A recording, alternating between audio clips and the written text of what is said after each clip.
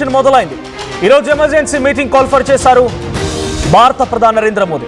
మధ్యాహ్నం 1 గంటకి మంత్రులతో భేటీ అవుతారు ఆయన. ఆ తర్వాత సాయంత్రం కల్లా అటు ఆల్ పార్టీ మీటింగ్ కూడా అనౌన్స్ చేసినట్టు తెలుస్తోంది.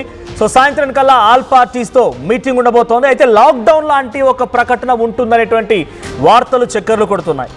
కరోనా తరహా సంక్షోభానికి సిద్ధంగా ఉండండి అంటూ ఇప్పటికే పార్లమెంట్లో ప్రధాని మోదీ వార్నింగ్ కూడా ఇచ్చారు. భారత్పై తీవ్ర ప్రభావం చూపిస్తోంది ఇరాన్ ఇజ్రాయిల్ వార్. ఎక్కడికక్కడ పెట్రోల్ బంకుల్లో కూడా నో స్టాక్ బోర్డులు దర్శనమిస్తున్నాయి. పెట్రోల్ బంకుల ముందు కిలోమీటర్ల మేర క్యూ లైన్లు కనబడుతున్నాయి. ఇక ఎల్పిజి గ్యాస్ దొరక్క జనాలు ఇబ్బందులు పడుతున్నారు. నిన్న పార్లమెంట్లో కూడా ప్రధాని మోదీ మాట్లాడుకొచ్చారు.